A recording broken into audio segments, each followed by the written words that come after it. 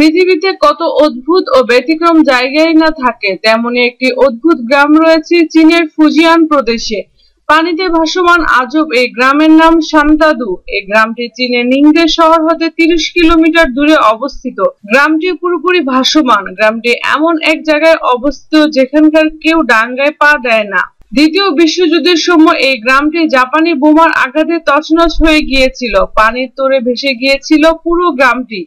আর তারপরে সেই ধ্বংসের মধ্যে তৈরি হলো আশ্চর্য এই গ্রাম, যেটি শুধুই ভেসে থাকে পানির উপর। সেই যুদ্ধের পর বাঁশ আর তারপর ফেলে দেওয়া প্লাস্টিক ইত্যাদি দিয়ে নতুন গ্রাম গড়লেন বাসিন্দারা। গ্রামে কাঠের তৈরি অনেক বাড়ি রয়েছে।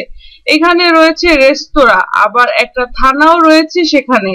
এসব কিছু সবই ভেসে থাকে পানির উপর। কাঠের বাড়িগুলোর মধ্যে এমন ভাবে প্লাস্টিক ব্যবহার করা হয়েছে যাতে ভেসে থাকাটা খুব সহজ হয়। এই গ্রামের মূল জীবিকা হলো মাছ ধরা। এখানকার বাসিন্দারা দিনভর মাছ ধরে বেড়ান আর রাতে চলে ভাসমান গ্রামে নানা উৎসব। আর তখন দূর থেকে ভারী অদ্ভুত দেখায় এই গ্রামটিকে। এভাবেই চলছে ভাসমান আজব এই গ্রাম ও গ্রামের মানুষের জীবন ও জীবিকা।